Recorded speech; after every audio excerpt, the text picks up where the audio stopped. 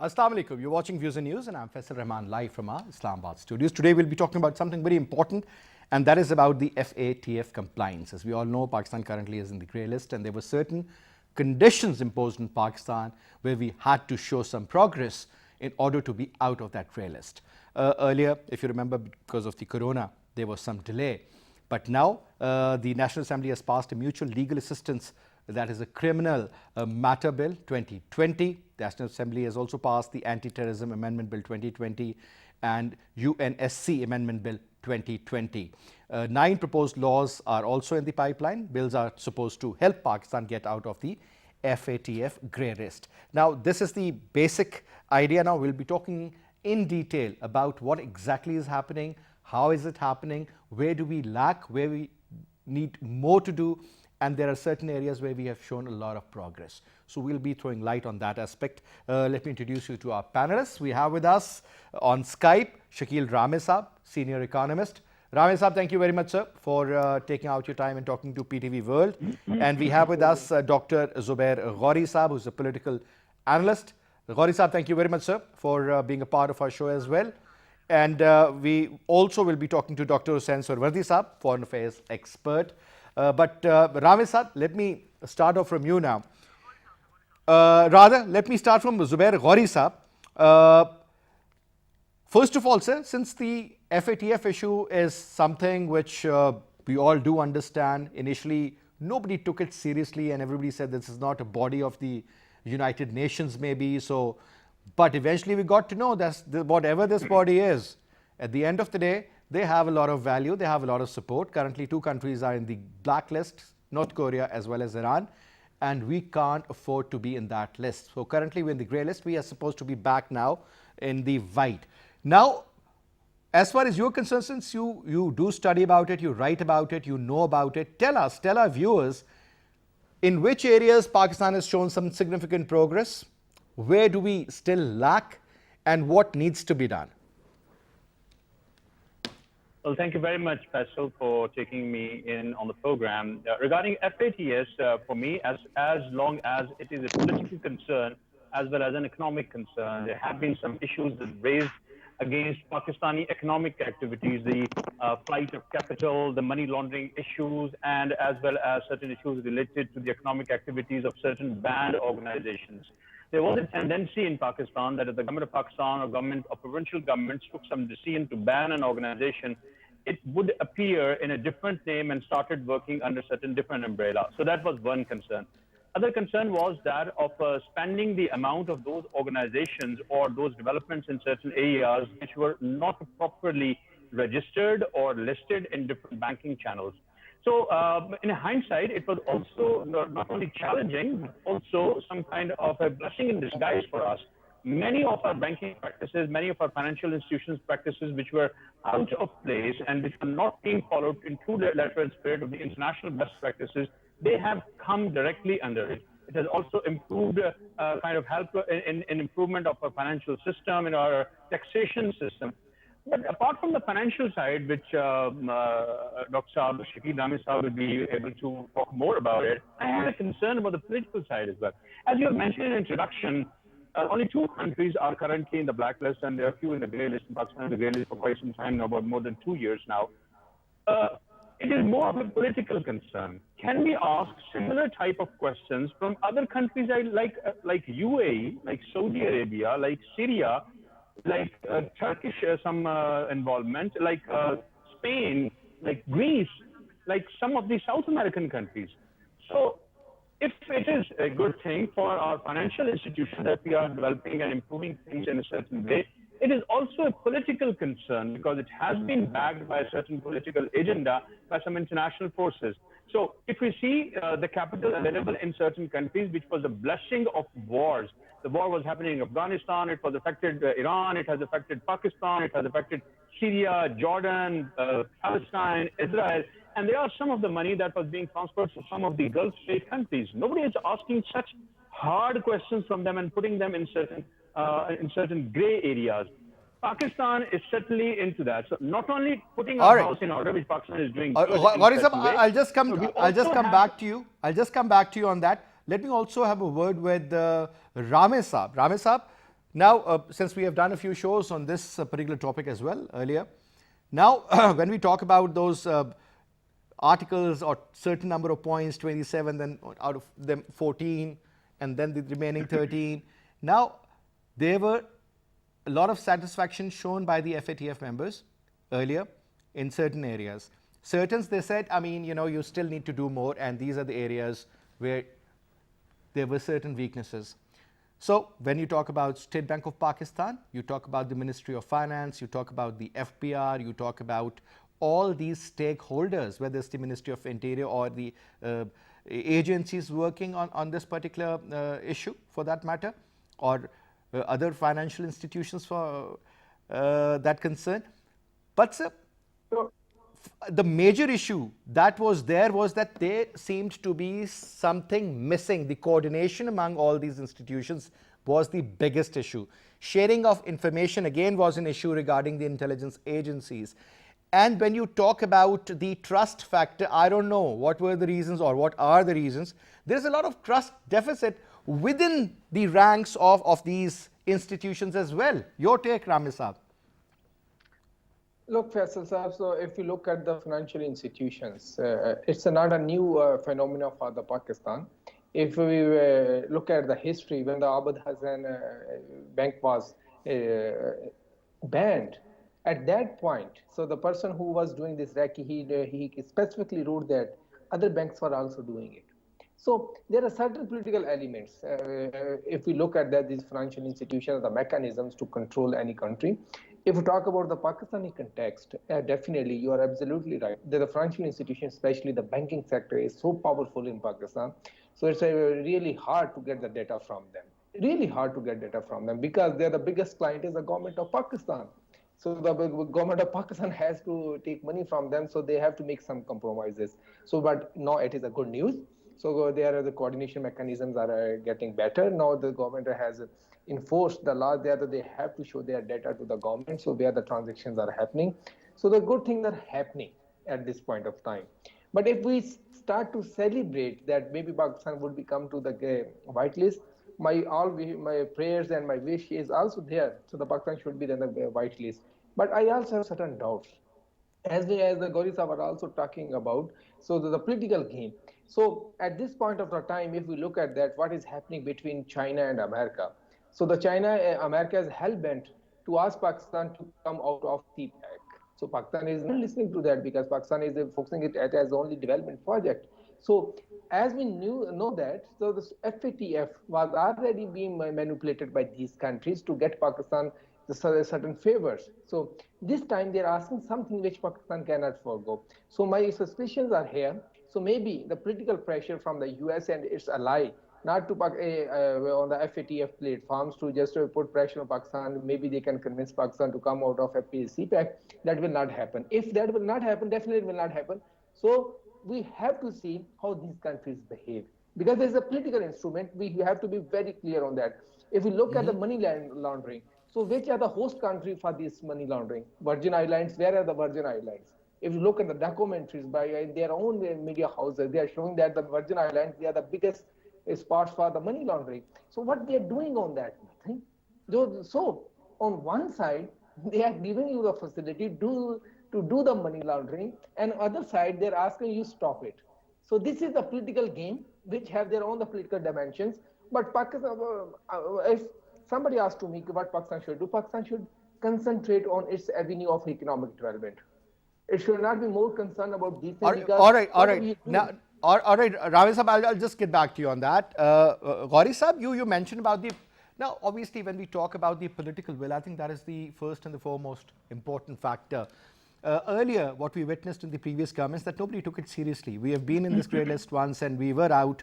And I'll ask this question to you, that what exactly did we do? But now it seems that India is totally geared up to malign Pakistan, and wherever they go, whichever platform they get an option to talk on, and they would always malign Pakistan, no matter what, always talk bad about Pakistan. This is something very unfortunate. But the point is that now, since we are in the grey list, this is the talk of the town and we have to get out of it. Now, when we talk about these certain legal assistant mutual bills which were passed, or this other one, anti-terrorism amendment bill, or for that matter UNSC amendment bill, this is something where the political will has been at the top level, at the optimum level. Now, do you think these are steps which are enough to convince the members of the FATF? And when we talk about certain countries like Malaysia supports us, Chinese or the Turkish for that matter, we end up being in the grey list. But we have to get out of it. I think the political homework, the diplomatic homework is also very important. So let's talk about these two areas, the diplomatic homework as well as the political will. Well, first of all, let's see its complete background. We are in the neighborhood of a war that has been going on since 1979. First, it was the attack from the erstwhile USSR, and then later on, after the 9/11, the Americans have found their feet on ground in Afghanistan, and Pakistan have been on the receiving end. Fortunately or unfortunately, we were on the wrong side of the history as far as those banned organizations were concerned. And those banned organizations were concerned, and they were taken up by the Indian establishment to malign Pakistan. Pakistan has taken a clear stance that these are the freedom fighters who might have been working in Kashmir or might have been working in Afghanistan. We have their political support and moral support towards them. But we had to keep our house in order as well, because there had been certain financial arrangements or the certain financial streams that were not linked to their source. So good thing, as I have said, that there was a blessing in disguise for Pakistan that these financial untapped issues have been tapped. So the steps that we have taken in terms of the legal practices, they are more than welcome. So it's not the game of what should we do. It is the clear pinpointing of the FATF group that these are the actions that Pakistan should take in this regard. So Pakistan is taking. So legal side and financial side is covered, and almost that is covered. But as I've already stated, that this is a political issue. So Pakistan has to get support from not only from China, Turkey, and Malaysia, but also the Americans, because the Americans are everywhere. They are the true big elephant in the room. They are there in the World Bank, they are there in the IMF, they are there in the all leading international institutions, and they are also behind. But Gauri Sahab, looking at the current developing alignments among various countries, we do understand where we stand. But unfortunately, that's where the Americans do not want us to stand. They have opposed the CPEC. They have created a lot of hurdles, a lot of hindrances in other areas as well. Do you think they would support us on this cause, where the Indians are really pushing them hard not to? No. Faisal, we always remain relevant because of certain reasons, strategic positioning, war in Afghanistan, relationship with China, and our relationship with India, and the ECO countries that are the erstwhile ECO countries, and now, of course, the Shanghai Cooperation Organization. We always remain relevant, and they cannot afford to align us, even if there has been Indian pressure. And even if there has been pressure from the establishment within the United States. All right, Gauri Sahab, we'll just take a break, sir. We'll take a break here. After the break, we'll return and we'll continue our discussion. Welcome back after the break. Now, Ramesh Sahab, let me put this question regarding the very important factor, and that is about the 27-point agenda regarding the FATF. Now, let's start off from those particular points where the FATF were not satisfied. I mean, we have passed these 3 bills, and obviously that is the political will that we have shown that we are doing it. But obviously, when you talk about doing something on ASAP basis, doesn't mean that you would be able to actually implement that particular law. We have passed so many laws, but when it comes to the real implementation and the real sort of the fruits which we want out of them, that takes time. Do you think we have enough time to do so? Faisal, time does matter, and definitely it will play a role in the implementation phase. When we will go for the implementation, there will be certain new types of the problem. For example, if we talk about or strictly talk about the money laundering from the Pakistan, so we will be in the need to have access to the different types of the accounts or different types of the property which the different persons have abroad, and to get the information from those countries, that will be a real problem. Because if we look at that at this point of the time, Pakistan is not the only country. Other countries like India is also facing problem to get the information of certain people from a developed country, including UK and the USA and other countries, but they are unable to get the information. So at that point of the time, Pakistan must have to keep in mind if they have developing any law. So they can also ask to the international community when we need information to show our progress or show our commitment. We also need support from these areas, and those countries, the host country, will have to assist us. That will be a very interesting point. Otherwise, if we look at the money laundering, they are saying like the tariff fund saying money laundering. So money laundering is related to the other countries, not only Pakistan. You have to engage other countries. Locally, we can say like that in the banking system. We can say that all right. Now we've also been joined in by Dr. Hussain Suhrawardy Sahib. Let me hear from him. What exactly is he thinking about this particular step of the government and the current circumstances and the future course of action? Assalamu alaikum, Hussain Suhrawardy Sahib. Walaikum Assalam, Faisal. And thank you very much, sir. Suhrawardy Sahib, your take on this FATF issue, sir. Currently, do you think we have done enough, or still more needs to be done? Areas of weakness primarily, despite the fact that the government has passed a few bills? Faisal, basically, after 9/11, there were numerous gaps and flaws in international law that were yet to be explored, and they were hidden. And we had to form laws. After 9/11, of course, terrorism was the currency that we were, in fact, dealt with. Everything was taking place, good and the bad, in the name of the countering terrorism and terrorism, respectively. So what I am saying is that of course, there were many countries like Pakistan where law was even not existing. So this money laundering thing was one of the issues. You know that in our society, especially in the third world countries, there are informal means of banking, informal means of transferring money from one country to another. And that was a bit shaky and very shabby. And of course, so it was quite skeptical because the man who was sending money was trying to secure taxes, but at the same time, it was also used by people for unfair means. So in the circumstances, if any such law was not existing in countries like Pakistan, India, and certain other third world countries, those who had this law, they had to urge upon them to make laws. For Pakistan, the issue was not that law was not abided. The issue was law was not there. And you have seen recently that Parliament But sir, why was very it active. clear for the other countries when it comes to Pakistan, everything is so different? Are we treated differently, or are we actually considered as the bad boys? Very good question, really. It's a very head-on question. Basically, we are living in the neighborhood of Afghanistan. Now, one thing. Second thing, we have a huge porous border. This transportation and transference of terrorists because of porous border had maligned us at the same time. It was not at the level of Afghanistan, but we know this thing very well that in Middle East, numerous such outfits are working. They are operating in the name of religion, in the name of certain other subversive activities. Afghanistan is also one of the episodes. All these countries are the ones, and they are influencing other countries at the same time. Pakistan, because it was not having such laws, and then there was infiltration from them. Everybody really realized that why not to secure this place at the same time. So therefore, they stressed upon it. And let me say it unbiasedly.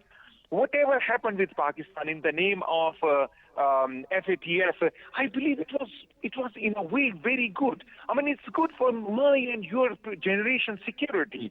And now afterwards, everything will be documented. No such money laundering will take place that might or may have been used in the past or presently or in future, and we would be in a better position to deal with the bad guys with an iron hand, because now laws exist and will be implemented. All right. Now, Ghori Saab, we have been talking about the deferment of the presentation.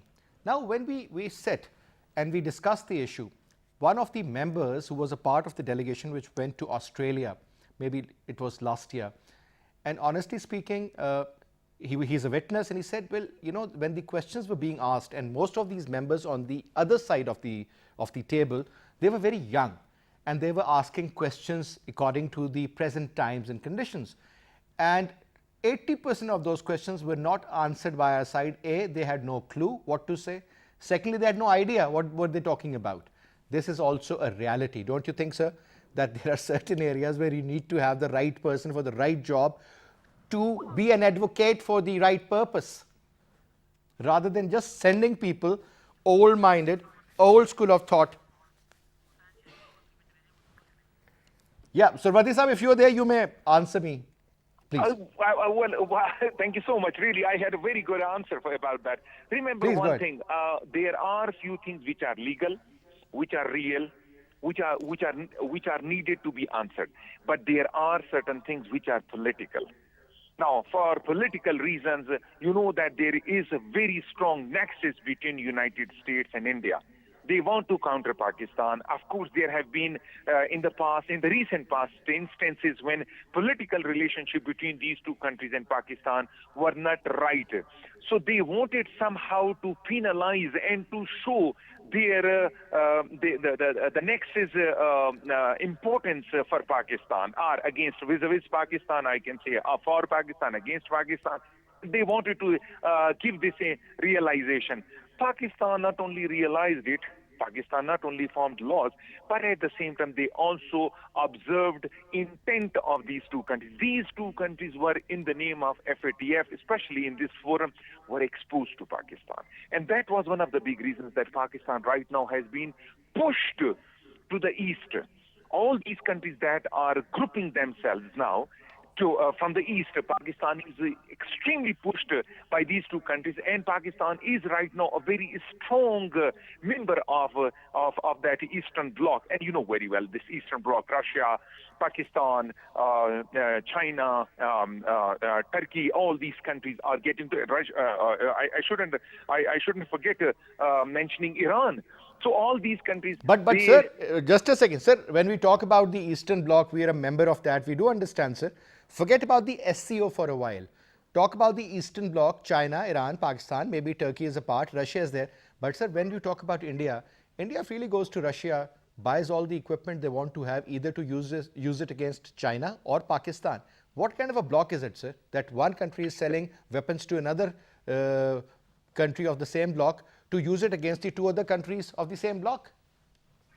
These two blocks are still in the Eastern Bloc is still in the offing. It has not yet been identified. Its borders have not been finalized. The moment things go in black and white, they go transparent. Of course, India would be in difficulty. It's unfortunate. In fact, the Eastern Bloc's membership, our leadership, was coined by Inder Kumar Gujral, the former Prime Minister in 1990s of India. It was something which was very strongly pronounced by Nehru. But see, I mean, Eastern Bloc is in the offing, and India is no more there.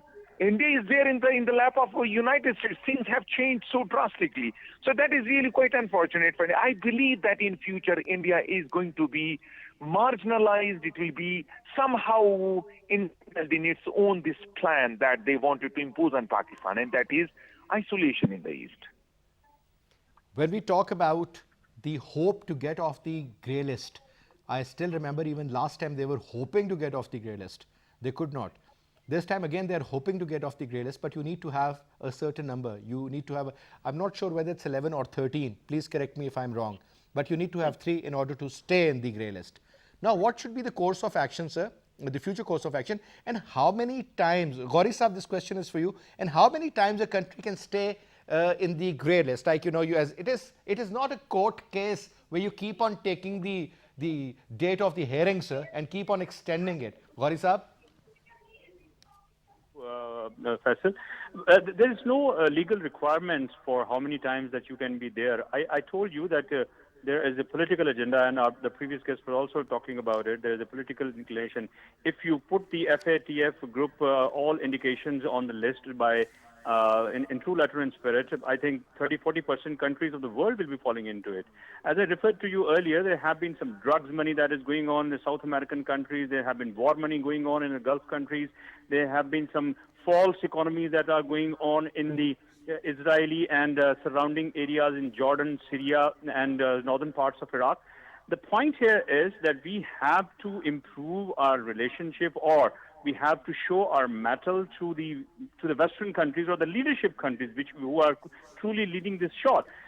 Unfortunately, the recent development between Pakistan and Saudi Arabia has not really helped the cause. We are perhaps thinking that we may be going towards Turkey and Malaysia in this regard, and keeping the Saudi influence aside. I think if that is the policy, that this is a serious mistake, because Saudis have got a great clout not only in the region but have got relationship in financial, political, and strategic domains with the United States. As far as the development of the Eastern Bloc is concerned, as the earlier what the speaker was talking about, I think this is we have been reading about it in the books, and he was referring to Indra Kumar Gujral Saab and Nehru Saab. It is still very much in a very nascent state. Yes, the Shanghai Cooperation Organization and our relationship with China, and particularly in collaboration with Russia, we are going towards that. And now, with the developing of the relations of China with Iran, we may have some good hopes. But we have to be realistic as well. For the moment, we cannot simply put our all eggs in one basket of China and Eastern Bloc. We must. You have keep it already very, done that, very haven't safe. you? I'm saying we have already done that, haven't we, sir? I don't think so. I don't think so. We have been playing seesaw game. We are playing sometime this time in the American bloc, and then suddenly one fine morning we think that we should go to the other side. We must develop certain relations which we have contact. Sir, countries who are financially we should stable, not be playing politically diplomacy stable, on the media, and as unfortunately have been played recently. what I'm saying is that countries who are politically stable, financially stable and sound, and they have a clout, only then, you know, this is something very natural. This is the new name of the game. This is the actual phenomena which prevails. Good, bad, or ugly, that's a separate issue. But this is what it is. We always say that India, it's a huge market, means that it is all about business, trade, import, export, and that is it, isn't it? So they have a clout. Pakistan is a big country, 6th, 7th largest population, yet we do not have that clout. So there's a difference. Our economic strength doesn't exist. Now, Rame Saab, this very important area, when we talk about two major issues, because when we think of FATF, primarily there are two different equations they pop up in your mind. One is about the terror financing, and one is about the money laundering. Money laundering could be used into terror financing, but money laundering is also used to send money abroad and to send them to Pakistan. This has become a norm, a regular way of doing trade. Many people have been caught. Still, many are doing it. If you have said that we have stopped it, I don't believe it, sir. It cannot be stopped. Obviously, it is just a phone call away that, you know, I'll give payment over here to someone and somebody else is going to collect the payment in UK. This is happening without showing the transaction, without paying the taxes, primarily to save the taxes, or to keep that money away from, and do not show it as a taxable income primarily. This is what it is. Now, the point is, sir, these two equations, these are very dangerous words in today's world. But I would say, alhamdulillah, that FATF really gave us that kind of pressure through which we understood and we realized that this is important, though this was a part of the National Action Plan also. But we couldn't do much. How many years have passed? Ramesh Saab. We are wrong in doing a reality. We are saying like our businessmen or the people who are doing it on the raw side. Ramesh Saab, I But if you look could at- not hear you earlier. Please, can you repeat your answer, please? Thank you. Yeah, sure. So I'm saying, so Pakistan, so what type of the money laundering we are talking about from the Pakistan side? We are talking about the hundi. So that is a raw form of, you can say like that, or some other types of doing that. But the Western countries themselves, they have adopted a new model which called the Virgin Islands. So if you listen to President Trump, he is asking again and again our companies are not paying tax and they are keeping their money in the Virgin Islands. So that means in other way around, they are saying that they are hiding their money. And why they are hiding their money? As you mentioned in your comments, they're doing a business there. They're doing a transactions there. Because if they're buying something from other part of the big multinational company or some other partners, so they're making a transaction in the Virgin Islands. So they are bypassing the system by adopting a new system introduced by themselves. So they have legalized the system. So these are when I say like that, so Pakistan will, I have a suspicion, so Pakistan will not be able to come out to the white list because it's a political side. Pakistan is doing so many things. Pakistan is doing on the counter-terrorism. If you look at the terrorism, Pakistan is the only successful example of which country managed the terrorism or control the terrorism. But still today we are being criticized. But now in the FATF, even in the UN Commission report, so they are pointing fingers toward the Indians. They are doing the biggest thing on the terrorism side. They are financing the terrorism. But how many people are talking about that? So this is the political side. It's about not about only the rule and regulation. Good, we have the rule and regulations. But we need to be strong if we want to come on the white list. We need to be strong on the political side and diplomatic side. We have to keep one thing in mind. If we compare ourselves with India and India's relationship with US, because look, China and US, they are opposing each other. China is a market of 1.4 billion people and US market of 33 million people. So US needs some country which can help US to counter the market size, and that is the US. Like it or not, they are. That's why they are working with them. One thing, and second thing, if my colleague was talking about the Russian side, Russians still have that in their mind. They were the superpower, so they will play their game. So we should not be keep in mind like that they were coming in the block. Russia also fought war with China, although there were only two communist countries, China and Russia, but they went for war in 1969 when the chairman Mao gave a new slogan, "Three World." So where he was putting the two countries, the USSR and America in the first world, and the other countries, the least developing country in the third world. They assumed the charge, Chinese. They said we will try to protect the third world. So we need to be prepared for the multi-dimensional war. So Pakistan is not going to any bloc, but one bloc led by the US, they're pushing us, they're pulling us. Come out of that side, All don't right. do business with them, we do only business with us. So that is a hard choices Pakistan have to maintain. At this, last thing, at this point of the time, this is the time, Pakistan have to play its cards smartly and aggressively. Aggressively doesn't mean go for the conflict. The Aggressively point is, means sir, show that these are the cards. again, when we say we need to play it smartly, what needs to be done? Last 3 minutes, 1 minute for each. Let's start off from you, Gauri Saab, and then I'll go to my friend in Peshawar and then back to Ramesh Saab. Last 1 minute each, please. What should be the actual way forward? Talking about appropriate measures, but what appropriate measures? The right steps, what right steps? Please. You have to buy into the situation. So if you are in a critical situation, if you want to come out of it, you have to keep everybody along with you. Sometimes you may have to tone yourself down on principles, but on the other hand, you remain firm on what your stance is. So as quickly as possible, we have to repair our relationship with Saudi Arabia, UAE, and other allies. And of course, we have to keep going with on both sides. One side is the Russia-China side, and the other side is the Americans. We have to keep a very fine balance. It's a difficult task, but we have to do it. All right. Survardi Saab. I believe that this myopic policy must be stopped forthwith. Pakistan must have a proactive policy in which, as my colleague Gauri Saab stated, that we must repair our relations with countries like Saudi Arabia.